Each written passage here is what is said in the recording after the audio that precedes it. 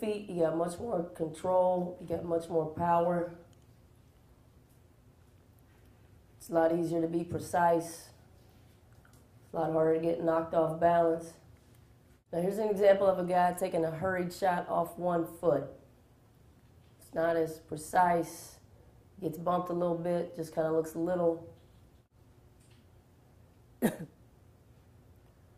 Also, when you go off 1 foot, your shot is actually easier to block because the shot blocker knows exactly when to time his leap.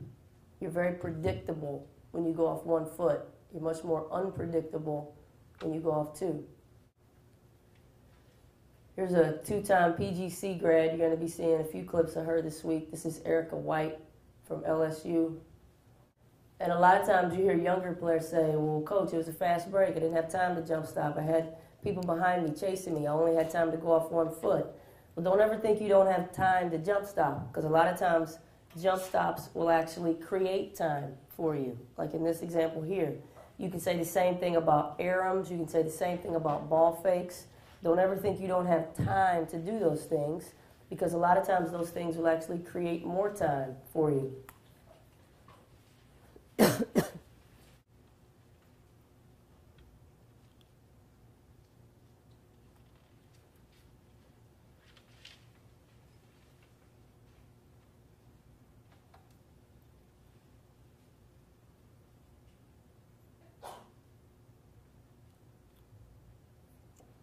Here's the same player as in the previous 2 clips. This time he makes a weaker move off 1 foot and gets his shot blocked. Shot blockers love it when you go off 1 foot because they know exactly when to time their leap.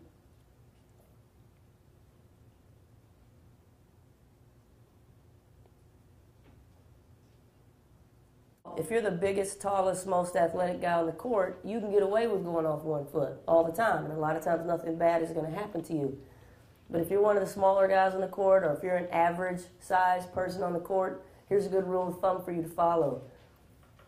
Anytime you think your shot has a chance of being blocked or bothered, you should go off 2 feet. You make jump stops a habit, you're going to get a lot more trips to the free throw line.